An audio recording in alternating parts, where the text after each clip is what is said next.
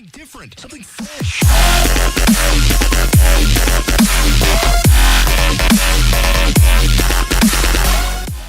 What's up, everybody? My name is Braylon Roberts with Sky Lee Graphics. You can just call me Bray, like Gray, with a B in the front.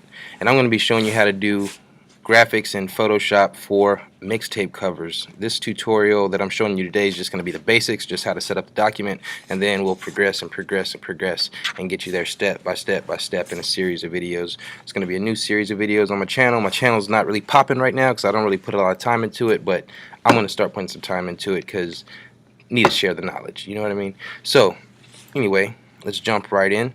Let me get my big head out the way. Move me right over here out of the way. There we go. So here's Photoshop. I'm using CS6 version. Of course, there's Photoshop CC, Photoshop CS5. If you got anything above CS5, you should be fine. Anyway, this tutorial here is not for the advanced user or intermediate user. This is for the bare beginner, somebody that just got Photoshop, they're on their 30-day trial or whatever, and they're like, I want to know how to make my own cover art. I want to make cover art for my friends. I want to get into the business of making cover art, album cover art, mixtape cover art. This is the tutorial for you. So if you are intermediate, advanced, go ahead and just skip this video, or you can just share it with somebody else who wants to know. Anyway, here we go. So setting up your Photoshop so you can go ahead and create mixtape graphics. As you can see in mine, I have my layers, my characters, and my styles all together on the right side, and I have my tools on the left. All this could be changed, but this is how I like to work. It keeps it easier for me. Do whatever works best for you. But if you're just now starting out, you can go ahead and follow my direction. So these guys do break out. If you don't want to have it on the screen, you can just do like I just did there, and you can also put it back just like that. So take it off, put it back. Let's say you accidentally X'd out of that. You accidentally X'd out of that, and now you're like, where's all my stuff? All you need to do is go up to the top, click on Window, go down to Tools. That was the stuff on the left hand side of the screen, and they'll pop right back up. And if you want to attach it, boom.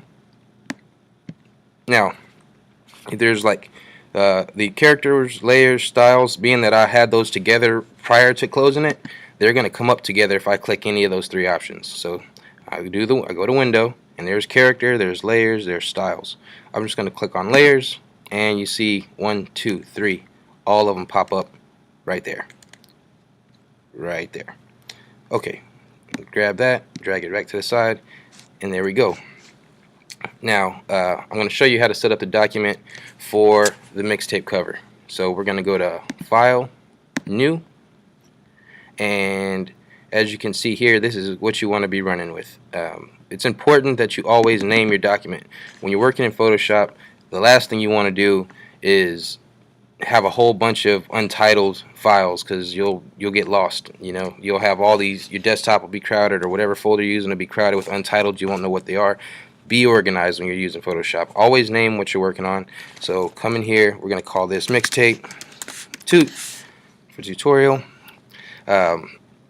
I have these are pixels, the size of it, just like you can imagine, like it being in inches. So in inches it would be 16 inches by 16 inches, but we're going to go with pixels, 1600 pixels by 1600 pixels. That makes a perfect square. The width is 1600, the height is 1600.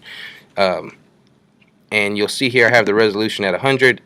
72 is the minimum that you want to have it at when we're working with it. What I'm working with, what I'm working on here is a mixtape cover that would be shared on Instagram, on iTunes, Spotify, Spinrilla, Live Mixtapes. This is not one for print. Segue. Stop walking up to people with hard copy CDs trying to sell it to them. Like, that's ridiculous. That is dinosaur shit. When you show up to the grocery store and I'm loading in my groceries and you're like, I got this fire, I got this CD. I don't give a fuck. Like, where am I going to put that CD at? I listen to all my music streamed off my phone. It's stupid. It's pointless. It costs you money. You're going to CD Baby. You're going to your local record store and you're spending untold number of dollars to print up 100 CDs or 200 CDs, and then you're just sitting on copies, you know, because your mom bought one, your uncle bought one, and 3 of your friends and maybe 2 girls you're talking to. That shit's stupid. Stop buying stop spending money on pressing up CDs. Anyway, that was my rant on CDs. Just share your shit online like a normal person. It's 2016. So that being said, the color mode, you need to make sure that it says RGB color.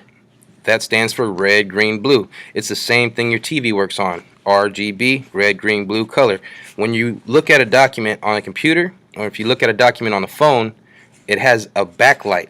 Your screen is lit, and that's why the colors come off red, green, blue. Now, when you're printing something, you'll choose this CMYK option, cyan, magenta, yellow, and whatever the hell K stands for. It's something for black. Anyway, so keep that in mind. When you're sharing for web, it's always going to be RGB. If you're going to print something, then you can do CMYK. So I got my perfect square. I set my resolution at 100. Like I said, it could be 72 if I want. Color mode needs to be RGB. My background I always make white. That's just how I do it. And you'll see here that my image size is 7.32 megabytes. If you don't know how megabytes and stuff like that work, then you need to go Google that on your own. I don't have time for that.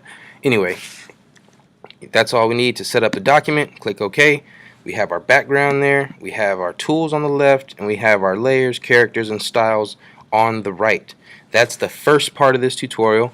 I will release some more videos. Hopefully I can record some more today, and we can go ahead and progress and progress and progress until we get to the final product. I'm going to show you some cool tricks, show you some sources, and hopefully we'll get you up to par, and by the end of the day of watching these videos, or however long it takes you to get through them, you'll be doing it, man, making some money.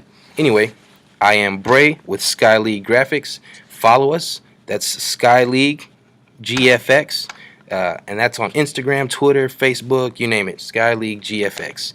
Thanks for watching my video. Hope you subscribe. I'm trying to build up my follower base, be more active in the community. Thank you.